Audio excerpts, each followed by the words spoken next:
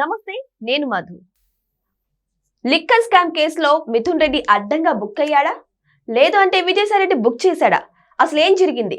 అయితే ఈడీ విచారణ తర్వాత అసలు ఏం బయటపడింది అనే విషయం గురించి మనం తెలుసుకుందాం. ప్రస్తుతం మనతో పాటు ఉన్నారు సీనియర్ జర్నలిస్ట్ సిఎస్ రావు గారు. వారిని అడిగి మరిన్ని విషయాలను తెలుసుకుందాం. నమస్కారం సార్. సార్, మిథున్ రెడ్డిని విచారించడం పూర్తయిపోయింది, కానీ ఇక్కడ చూస్తుంటే మిథున్ రెడ్డి అడ్డంగా బుక్ అయిపోయినట్టు తెలుస్తుంది. అసలు ఏం జరిగింది సార్? ఈడీ విచారణలో మిథున్ రెడ్డిని వేసినటువంటి ప్రశ్నలు ఒక ప్రధానమైన 4 ప్రశ్నలు వేస్తే ఈ 4ట్లో 3 ప్రశ్నలకి ఆయన ఇచ్చినటువంటి సమాధానం కనుక గమనిస్తే ఇవాళ పేపర్లో వచ్చిన దాని ప్రకారం ఆయన అడ్డంగా బుక్ అయ్యాడని చెప్పి అర్థమవుతుంది. ఆ విధంగా బుక్ చేయడానికి కారణం ఎవరైనా విజయసాయిరెడ్డి గారు అనేది కూడా బయట వస్తున్నటువంటి టాక్. ఎందుకంటే ముందు రోజు విజయసాయిరెడ్డి గారు అటెండ్ అయ్యారు ఈడీ ఎదుట. ఆయన చెప్పాల్సిందంతా చెప్పారు. ఒక జగన్మోహన్ రెడ్డి గారు తప్ప మిగతా వాళ్ళ సంగతి అంతా చెప్పారు. మరి జగన్మోహన్ రెడ్డి గారికి ఈ లిక్కర్ స్కామ్లో ప్రమేయం ఏంటి అని అంటే బహుశా జగన్మోహన్ రెడ్డి గారి ప్రమేయం ఉండకపోవచ్చు అని చెప్పాడు ఆయన. ఒక జగన్మోహన్ రెడ్డి గారి విషయం తప్ప మిగతా వాళ్ళందరూ అంతా గుట్టు విప్పినట్టు వచ్చినటువంటి న్యూస్. సరే, సీన్ కట్ చేస్తే తెల్లవారే కొన్ని గంటల వ్యవధిలోనే మిథున్ రెడ్డి గారిని కూడా పిలిచారు. మిథున్ రెడ్డి గారిని కూడా పిలిచి ఈడీ వేసినటువంటి క్వశ్చన్లు ఏంటి? ఫస్ట్ది, మీకు 100 కోట్ల రూపాయలు విజయసాయిరెడ్డి గారు ఇప్పించారా లేదా? ఇది ప్రశ్న. 2, మీ సమావేశంలో పాలసీలో ఇది లిక్కర్ పాలసీ సంబంధించినటువంటి సమావేశాల్లో మీరు పార్టిసిపేట్ చేశారా లేదా? 3, పిఎల్ఆర్ కంపెనీకి 5 కోట్ల రూపాయలు డిస్టిలరీస్ నుంచి అందాయా లేదా? 4, అంతకు ముందు వరకు ఉన్నటువంటి ఆటోమేషన్ విధానం మీరు మాన్యువల్ ఎందుకు చేశారు టెండర్స్ విషయంలో, అది లిక్కర్ డిస్టిలరీస్ విషయంలో? ఈ 4 క్వశ్చన్లు. ఈ 4ట్లో ప్రధానమైనటువంటి 3, ఈ 3ట్లో ఆయన బుక్ అయిపోయాడు. ఏంటంటే ఒక దాంట్లో మాత్రం కొంచెం స్కిప్ అయ్యేలాగా ప్రయత్నం చేశాడు. ఏంటో స్కిప్ అయింది ఎక్కడంటే, మీరు మీటింగ్లు ఇప్పుడు లిక్కర్ పాలసీకి సంబంధించి మీటింగ్స్ ఏర్పాటు చేశారు కదా, ఈ మీటింగ్లో మీరు ఎందుకు పార్టిసిపేట్ చేశారు అది మాత్రం స్కిప్ అయ్యాడు. ఏంటంటే, మేము వైఎస్ఆర్ కాంగ్రెస్ పార్టీకి సంబంధించిన లీడర్లమి జనరల్గా మేము కూర్చుంటాం, కూర్చున్నంత మాత్రాన లిక్కర్ పాలసీలో నేను ఆ మీటింగ్లో కూర్చున్నానని మీరు ఎట్లా చెప్తారు? ఆ రోజు విజయసాయిరెడ్డి గారిని కలవడానికి వెళ్ళి ఉండొచ్చు నేను. ఆయన మా పార్టీ వైఎస్ఆర్ కాంగ్రెస్ పార్టీ, నేను వైఎస్ఆర్ కాంగ్రెస్ పార్టీ. సో ఆయన కలవడానికి వెళ్ళాను. ఆ టైంలో మీటింగ్ జరుగుతుంది. ఆయనంత మాత్రాన నేను దాంట్లో పార్టిసిపేట్ చేశానండి ఏంటి? లిక్కర్ పాలసీ కోసం నేను వెళ్ళానని మీరు ఎలా అనుకుంటున్నారు అని చెప్పి ఒక లాజిక్ పాయింట్ తీశారని చెప్పి వచ్చినటువంటి న్యూస్. ఆ తప్ప మిగతాది ఏంది? ప్రధానంగా 5 కోట్ల రూపాయలు పిఎల్ఆర్ కంపెనీకి డిస్టిలరీస్ నుంచి వచ్చాయా లేదా? వచ్చాయి. ఎందుకంటే వీళ్ళ దగ్గర డేటా ఉంది. వాళ్ళు ఆల్రెడీ విచారణ చేశారు కదా, సాక్ష్యాలు పట్టుకొని వచ్చారు. దాదాపు ఈ మొత్తం కూటమి ప్రభుత్వం ఏర్పాటైన తర్వాత కొన్ని 100 మందిని విచారించారు కదా. ఆ రోజు ఉన్నటువంటి ఎక్సైజ్ శాఖకు సంబంధించినటువంటి ఎండీని విచారించారు, వాసుదేవ్ రెడ్డిని. అక్కడి నుంచి మొత్తం A1 రాజకేశ్ రెడ్డిని కానీ, తర్వాత ధనంజయ రెడ్డిని, బాలాజీ గోవిందప్పని, కృష్ణమోహన్ రెడ్డిని, చెవిరెడ్డి భాస్కర్ రెడ్డిని, వీళ్ళందరినీ విచారించుకుంటూ వచ్చారు కదా. అనేక మందిని, దాదాపు కొన్ని 100 మందిని విచారించుకుంటూ వచ్చారు కదా. వాళ్ళ దగ్గర నుంచి సమాచారం అయితే రాబట్టారు. పిఎల్ఆర్ కంపెనీకి 5 కోట్లు అందినయా లేదా? అందలేదని చెప్పడం లేదు, ఎందుకంటే ఆ డాక్యుమెంట్ ఉంది. ఇది అందని కదా. కాబట్టి ఆయన ఏం చెప్పాడు, దానికి అందని మళ్ళీ తిరిగి మేము ఇచ్చేసాం ఆ డబ్బులు. ఎలా ఇచ్చారు? మళ్ళీ డ్రా చేసి మళ్ళీ ఇచ్చేసాం అంటారు. ఇప్పుడు మాకైతే అందని డిస్టిలరీస్ నుంచి ఆ డబ్బులు మళ్ళీ తిరిగి వాళ్ళకి ఇచ్చేసాం. అసలు డిస్టిలరీస్ నుంచి మీ అకౌంట్కి 5 కోట్ల రూపాయలు ఎందుకు వేయాలి? అసలు ఎందుకు వేయాలి? అది కదా పాయింట్. ఇప్పుడు దొంగతనం చేసేసి నేను మళ్ళీ తిరిగి ఇచ్చేసాను, నా మీద కేసు పెట్టద్దంటే అది చెల్లిద్దా చట్టం ప్రకారం? దొంగతనమే కదా. అక్కడ దొరికిపోయాడు, అడ్డంగా బుక్ అయిపోయాడు. రావడానికి 5 కోట్లు వచ్చినాయి, తిరిగి మేము మళ్ళీ ఇచ్చాము అనేది. 2, 100 కోట్ల రూపాయలు అరబిందో నుంచి మీకు విజయసాయిరెడ్డి గారు ఇప్పించారా లేదా అని అంటే ఇప్పించారు. అప్పు కింద ఇప్పించారు. ఎందుకు ఇస్తారు 100 కోట్ల రూపాయలు? ఎక్కడి నుంచి ఇచ్చారు? మనీ లాండరింగ్ జరిగింది. మనీ లాండరింగ్ డబ్బు అది. Oh my God. అనేది వాళ్ళ ఎవిడెన్స్ చూపించారు.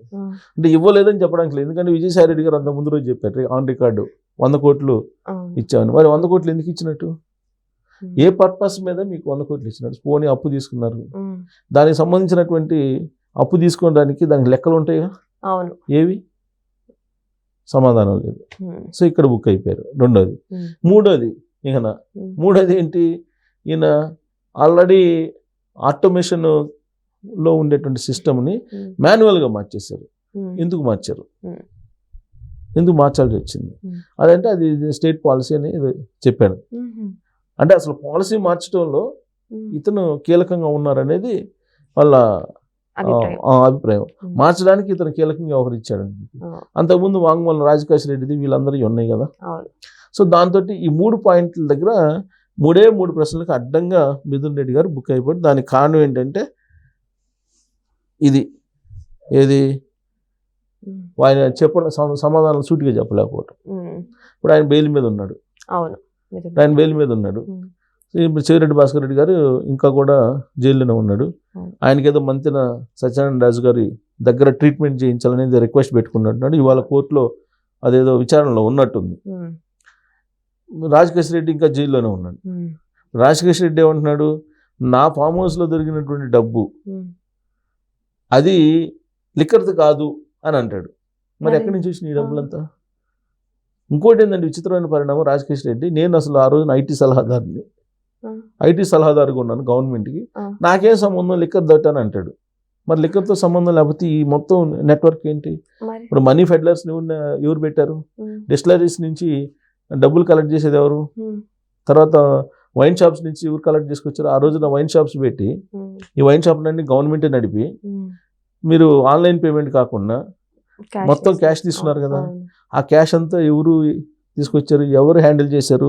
మనీ ఫెడ్లర్స్ని పెట్టాడు ఆయన, రాజకేష్ రెడ్డి పెట్టి ఆ క్యాష్ని అంతా నువ్వు కలెక్ట్ చేసుకొని మళ్ళీ ఆ కలెక్ట్ చేసినటువంటి క్యాష్ని రకరకాల మార్గాల్లో తరలించేసి లాస్ట్కి వీళ్ళు ఏం చేశారు, కరెన్సీ రూపంలో ఉండకుండా ఈ మొత్తం డబ్బుల్ని హవాలాకు పంపించేసి అక్కడి నుంచి బంగారపు బిస్కెట్లని బంగారపు కడ్డీల్ని దిగుమతి చేసుకున్నారు అనేది ఇప్పుడు సిట్ చెప్తుంది. పోలీసు విచారించినటువంటి సిట్ చెప్తుంది. ఈడీకి ఆ సమాచారాన్ని కూడా ఇచ్చారు. సో ఈడీ ప్రధానంగా ఏంటి, వాళ్ళు ఇన్వెస్టిగేషన్ చేసేది హవాలా జరిగిందా లేదా, మనీ లాండరింగ్ జరిగిందా లేదా, విదేశాల నుంచి డబ్బు వచ్చిందా లేదా, లేదా విదేశాలకు డబ్బు పంపించారా లేదా. ఇదే అసలు ఈడీ విచారణకను సిబిఐ విచారణ చాలా తేడా ఉంటుంది. ఇంతకుముందు కూడా మనం చెప్పుకున్నాం. ఈడీ విచారణలో వాళ్ళ దగ్గర వాళ్ళు చేసినటువంటి ఆరోపణ నిజం కాదు అని చెప్పి నిరూపించుకోవాల్సింది ఎవరంటే నిందితుడు. సో కాబట్టి అది నిరూపించుకోవడంలో మిథున్ రెడ్డి గారు వైఫల్యం చెందారనేది చాలా క్లియర్గా అవుతుంది. ఇక్కడ క్లియర్గా తెలుస్తుంది ఏంటంటే సార్, విజయసాయి రెడ్డి గారు మిథున్ రెడ్డిని, రాజకేష్ రెడ్డిని వీళ్ళందరినీ కూడా ఇరికించాలని చూస్తున్నారు. చాలా స్పష్టంగానే తెలుస్తుంది. కానీ వీళ్ళని ఇరికించేసి జగన్మోహన్ రెడ్డిని ఎందుకు కాపాడాలని చూస్తున్నారు? ఇప్పుడు విజయసాయి రెడ్డి గారు ఇరికించాలి అని చెప్పి అనుకోవట్లా, ఉన్నది ఉన్నట్టు చెప్తున్నాడు ఆయన.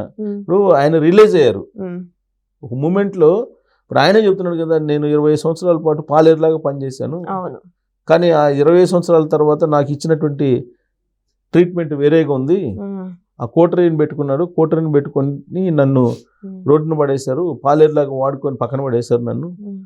ఇప్పటికైనా సరే ఆ కోటరీని కనుక పక్కన పెట్టకపోతే కనుక జగన్మోహన్ రెడ్డి పాదయాత్ర కాదు కదా, ఏ యాత్ర చేసినా గెలవలేడు, శవయాత్ర చేసినా గెలవలేడు అని ఏదో మాట్లాడాడు ఆయన. సరే రాజకీయంగా వాళ్ళిద్దరి మధ్య ఉండొచ్చు. కోటరీ ఇప్పుడు ఆయన చెప్పిన దాంట్లో స్థూలంగా మనకు అర్థమవుతుంది ఏంటంటే, జగన్మోహన్ రెడ్డి గారికి విజయసాయి రెడ్డి గారికి మధ్యలో ఎలాంటి గొడవలు లేవు. గొడవలు ఉన్నదల్లా ఎవరికి, కోటరీకను విజయసాయి రెడ్డి గారికి మధ్యలో గొడవలు ఉన్నాయి. జగన్మోహన్ రెడ్డి గారు మంచి వాళ్ళే. జగన్మోహన్ రెడ్డి గారికి తెలిసి లిక్కర్ స్కామ్ జరిగి ఉండదని చెప్పి ఆయన చెప్తున్నారు.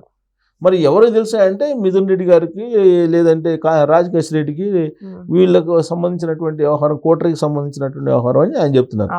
అంటే అది అక్కడ కూడా ఆయన ఏదో హైడ్ చేస్తున్నారు, డెఫినెట్గా హైడ్ చేస్తున్నారు. జగన్మోహన్ రెడ్డి గారికి తెలియకుండా, ఆ రోజు ముఖ్యమంత్రి తెలియకుండా లిక్కర్ పాలసీ మారుతుందా? మీటింగులు జరుగుతాయా? సాధ్యం కాదు కదా. అట్లీస్ట్ సరే పోనీ ఆ రోజున ఎక్సైజ్ శాఖ మంత్రికి తెలుస్తుంది. ఎక్సైజ్ శాఖ మంత్రి ఇలాంటివి సీఎంగా చెప్పకుండా, సీఎంతో చర్చించకుండా జరుగుతాయా? ఆ రోజు సీఎం ఆఫీస్లో ఉంది ఎవరు? ధనంజయ రెడ్డి గారు. మొత్తం ధనంజయ రెడ్డి గారు రివ్యూ చేస్తున్నారు. ధనంజయ రెడ్డి గారు అని ఆయన చెప్పి ఉండాలిగా.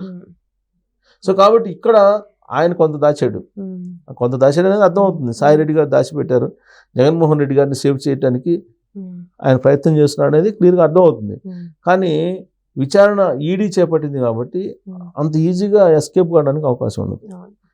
అసలు అడ్డంగా మిథున్ రెడ్డి గారే చెప్పారు కదా, ఇంకేంటి, మూడు క్వశ్చన్లకి దొరికిపోయాడు ఆయన.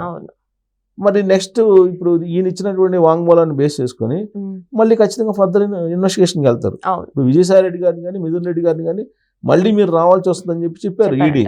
సో ఈడీ వీళ్ళు చెప్పేదాన్ని ముందు అసలు పకడ్బందీగా వీళ్ళు నిజం చెప్తున్నారా లేదా అబద్ధం చెప్తున్నారా అని నిర్ధారించుకున్న తర్వాత వాళ్ళ దగ్గర ఏదైతే ఇన్ఫర్మేషన్ ఉందో ఆ ఇన్ఫర్మేషన్ ప్రకారం ఫర్దర్ ఇన్వెస్టిగేషన్కి వెళ్తే కనుక అప్పుడు తాడేపల్లి తడుపు తట్టే ఛాన్సెస్ లేకపోలేదు. సో ఏదేమైనా సరే మిథున్ రెడ్డి విచారణలో మాత్రం మిథున్ రెడ్డి అడ్డంగా బుక్కనట్టయితే తెలుస్తుంది. మరి ఈ విచారణ జగన్ వరకు ఎంత వరకు వెళ్తుందో, జగన్ వరకు ఈ విచారణ చేరుతుందా లేదా అనేది కూడా మనం వెయిట్ చేసి చూడాల్సిందే. Thank you so much. Thank you.